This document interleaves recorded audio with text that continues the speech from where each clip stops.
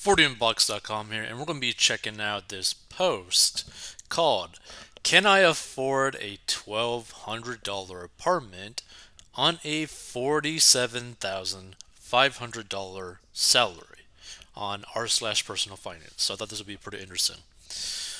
Got my first job as a lab tech out of undergrad. Congrats to you. I have no student debt, no car payments or credit card debt. So essentially, everything I'm making goes into rent, savings, or basic necessities. Which, by the way, that is like the dream position for someone to be in, especially right after undergrad. I've run the basic math. I'll be taxed 9,061 annually, so I'll end up taking home around 38,500. However, I know the rule of thumb is not to spend more than a third of income on rent. In my case, that would be 1067. However, I found the perfect one bedroom, one bath for $1,200, so I'm conflicted. I live very cheaply, so maybe this won't be an issue. I appreciate all honest advice. In the updates, water, gas, electric, and trash are included in the $1,200, and internet is $20 a month.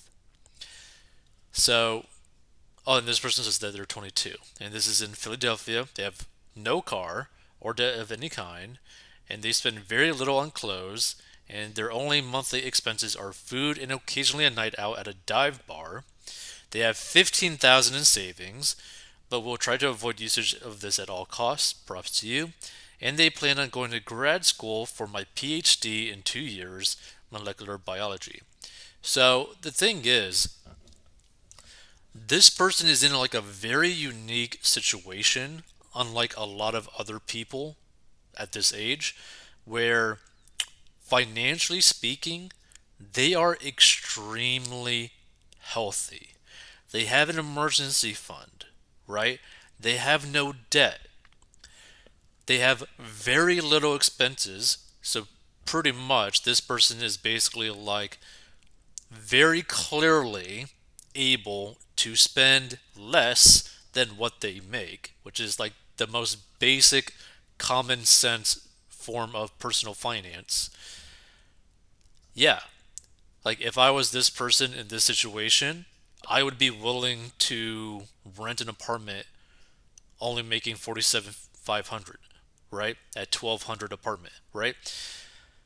Because they are in such a good position that being a little bit more rich on the apartment cost isn't that big of a deal, right? Because they're not making any debt payments, right? And even when they are renting the apartment, their like true hard cost is basically just the apartment, right? They don't necessarily even have to go out, right? But they probably will. Like this person pretty much you could tell lives a very very cheap sort of life, right? So, yeah, if I was them, I would definitely go for the 1,200 apartment. Because not only that, it's also about quality of life too, right? It's not just how much money can I save, how much money can I like allocate to something else. It's also just the quality of life. Are you going to be happy with your choice, right? If like, you know, basically like a less than a $200 difference between like your ideal ratio, right, of like apartment cost, like you can afford it, one, and then two is like how much of your happiness is worth that like less than $200 a month. But yeah, I really like this person's position right now. It's like really good, like really healthy. I wish them the best, but I would definitely go for it just for the quality of life aspect. Because also just simplify things. Like I mean, like everything's basically included for the 1,200.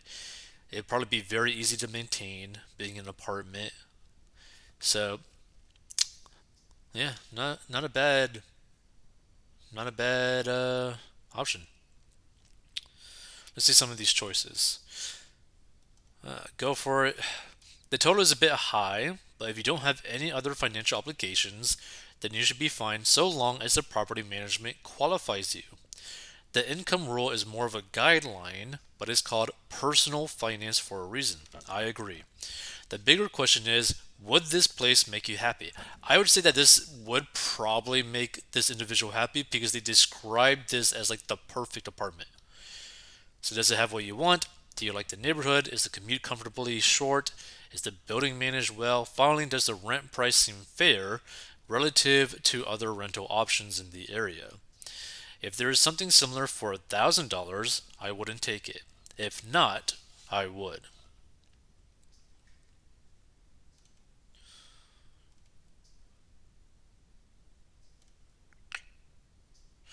Go for it and then work your way up to make more money. That's a good price for a one bed, one bath apartment. Not only that, like this is basically the first time that this person's basically got like a new like career, right? So this is basically their starting point in terms of like what they're probably going to be making, and their income should be increasing over time.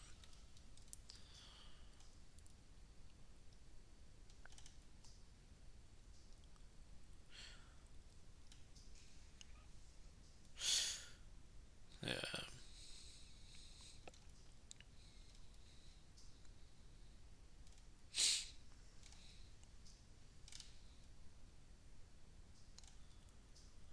Go for it. You can afford it. It won't bankrupt you, and you see it's ideal flat. Living comfortably is very important and will positively affect your life, which might have positive effects on your life and career down the line.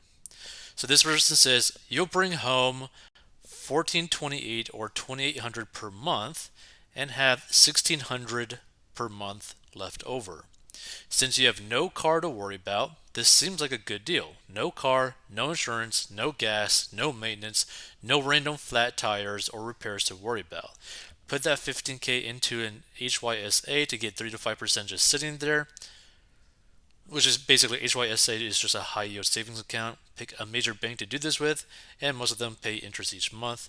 That 15K will grow each month. Good luck. Yeah, I mean that's a pretty good option. Like, yeah, put the emergency fund in a high yield savings account just so that you're kinda covering inflation a little bit. Like, not really, but like it's something.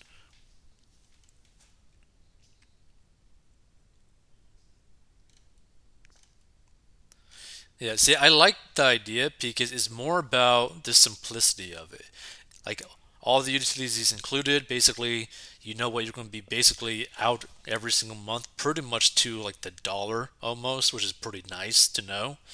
Like there's not going to be some like random crazy increase. So keeping your expenses basically very consistent to where all you really got to do is just slightly bump up your income whenever you want to, and you're golden, right? Like if you want more money in your bank account, all you got to do is maybe work a little bit more hours, or maybe just do like a side thing here and there, and you got more money, and your expenses stay the same, which is really nice.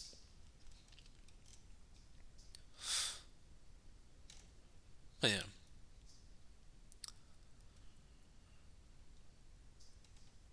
Yeah, I'd go with it. If I was this individual, I'd definitely go for the apartment.